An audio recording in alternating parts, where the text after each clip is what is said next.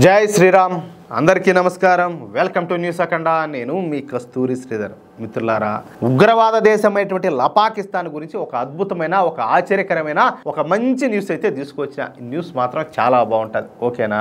అద్భుతాలకు ఈ పాకిస్తాన్లో కొదవే లే. మనం ఎక్కడా చూడనటువంటి అద్భుతాలు, అతిశయాలు అన్నీ కూడా ఈ పాకిస్తాన్లోనే జరుగుతూ ఉంటాయి. ప్రపంచంలో ఎక్కడా జరగనటువంటి సంఘటనలన్నీ కూడా ఈ పాకిస్తాన్లోనే జరుగుతూ ఉంటాయి. అసలు ఈ పాకిస్తాన్ అనేదే ఒక అద్భుతం అని చెప్పుకోవచ్చు. ఇక్కడ అద్భుతాలు అంటే నిజంగా అద్భుతాలు ఏమని చెప్పేసి అనుకోవచ్చు మీరు. అనుకోవాకండి. ఈ ఒక దిక్కుమాలినటువంటి పరిస్థితులు అని చెప్పి అర్థం అన్నమాట. ఇలాంటి దిక్కుమాలిన దగుల్బాజీ సంఘటనలకు అన్నిటికీ కూడా పాకిస్తానే కేంద్ర స్థానం అన్నమాట. సరే, అసలు విషయానికి వస్తే పాకిస్తాన్కు మనకలాగానే 1947లో స్వాతంత్రం వచ్చింది. ఇక అప్పటి నుంచి పాకిస్తాన్కు దెబ్బల మీద దెబ్బలు పడతానే ఉన్నాయి. అయితే మతం పేరు చెప్పుకొని అరబ్ దేశాల దగ్గర నుంచి ముష్టి ఎత్తుకోవడం, అలాగే భారత్ను బూచిగా చూపించి చైనా దగ్గర నిధులు అడుక్కు తినడం, అలాగే అమెరికాకు దాసోహం అని చెప్పేసి వాళ్లకు సాష్టాంగ నమస్కారాలు చేసి అమెరికా దగ్గర దేబిరించే డాలర్ను దొబ్బి తినడం ఈ పాకిస్తాన్కు అలవాటుగా మారిపోయింది. అంటే అడుక్కుంది వీళ్ళకి పూట జరగదన్నమాట. లేదంటే ఈ పాటికి ఈ పాకిస్తాన్ అనే దేశమే లేకుండా పోయినిండు. అయితే పాకిస్తాన్ ఎందుకు ఇంత హీనమైన స్థితిలో ఉండాదో, ఎందుకు పాకిస్తాన్ ఇంత ఘోరమైన పరిస్థితుల్లోకి నెట్టబడిందో, ఎందుకు పాకిస్తాన్ ప్రజలకు విద్యా వైద్యం అందడం లేదో, ఎందుకు పాకిస్తాన్ ప్రజల్లో ఈ మత పిచ్చి అనేది ఎక్కువైపోయి వాళ్ళు జిహాదీలుగా మారిపోతున్నారో అన్న విషయం ఈ మధ్యనే వెలుగులేకొచ్చింది. 1947లో స్వాతంత్రం వచ్చిన తర్వాత మొట్టమొదటిసారి ఈ ఉగ్రవాద దేశమైనటువంటి పాకిస్తాన్లో ఆర్థిక గణన అయితే జరిగింది. ఈ ఆర్థిక గణనలో విస్తుపోయేటటువంటి విషయాలన్నీ కూడా వెలుగులేకొచ్చాయి. పాకిస్తాన్లో జనాభా వచ్చేసి దాదాపుగా 25 కోట్లకు చేరిందనమాట. ఎంత? 25 కోట్లు. అయితే పాకిస్తాన్ విద్యార్థులకు చదువుకునేందుకు కావాల్సినటువంటి పాఠశాలలు, అదేవిధంగా విద్యాలయాలు, అలాగే యూనివర్సిటీలు, కాలేజీల సంఖ్య చాలా తక్కువగా ఉండదంట. మరి పాకిస్తాన్లో ఎక్కువగా ఏముండాయో తెలిసినా మసీదులు అనమాట. పాకిస్తాన్లో జనాభాకు తగినట్టు ఉండాల్సిన మసీదుల సంఖ్య కంటే ఎక్కువగా మసీదులు అయితే ఉన్నాయంట. అంటే పాకిస్తాన్లో ఈ స్కూల్స్, అదేవిధంగా హాస్పిటల్స్ కంటే మసీదుల సంఖ్య ఎక్కువగా ఉండాలి.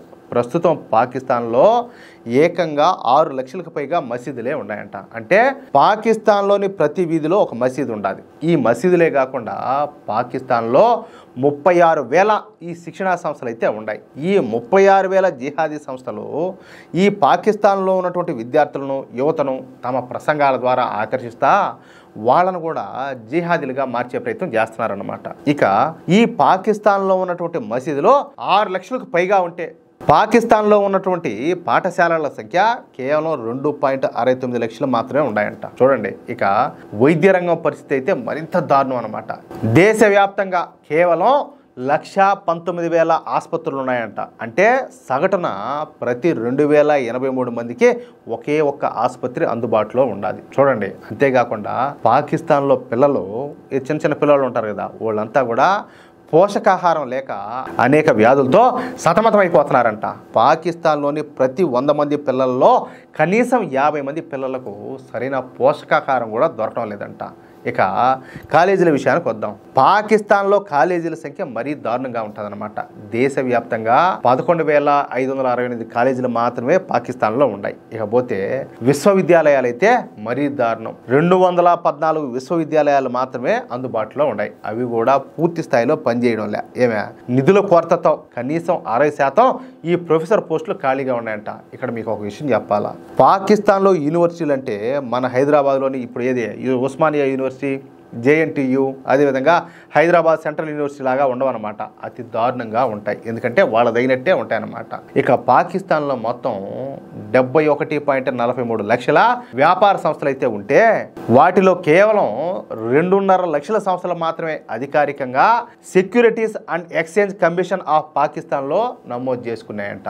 వీటిలో 95% సంస్థలు 10 మంది కంటే తక్కువ సిబ్బందితో నడిచేటటువంటి చిన్న పరిశ్రమలే కావడం ఇక్కడ గమనార్హం అన్నమాట. పశు పోషణ, అదేవిధంగా దర్జీ పని అంటే టైలరింగ్ ఉంటుంది కదా, అలాగే ఆన్లైన్ సేవలు వంటి అనధికారిక రంగాలపైన 1.9 కోట్ల మంది ఆధారపడి బతుకుతున్నారంట. చూడండి, అంటే మొత్తం మీద పాకిస్తాన్లో పనికి వచ్చే ఏ వ్యవస్థ కూడా పూర్తి స్థాయిలో అందుబాటులో లేదు.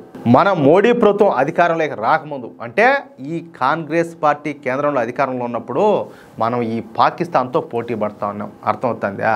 అది పాకిస్తాన్ పరిస్థితి.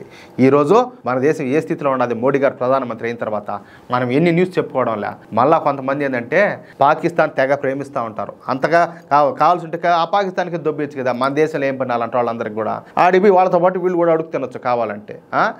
ఏం మాట్లాడాలా? మన దేశంలో సకల సదుపాయాలు ఉన్నాయి, ఎన్నో ప్రభుత్వ పథకాలు అందుతూ ఉన్నాయి ప్రతి ఒక్కరికి కూడా. వాళ్ళు వీళ్ళని లేకుండా కనీసం ఈ మతం అనేది చూడరు, కులం అనేది చూడరు. అందరికీ చెప్పాలంటే సరిపాళలో చెప్పాలంటే ఈ మైనార్టీలకు వీళ్ళకి ఇంకా ఎక్కువ అందుతూ ఉంటాయి అన్నమాట మనతో పోలిస్తే.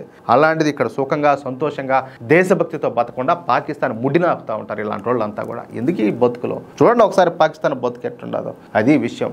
మిత్రులారా, ఈ న్యూస్ కనుక మీకు నచ్చినట్లయితే ఖచ్చితంగా ఈ న్యూస్ నలుగురికి షేర్ చేయండి.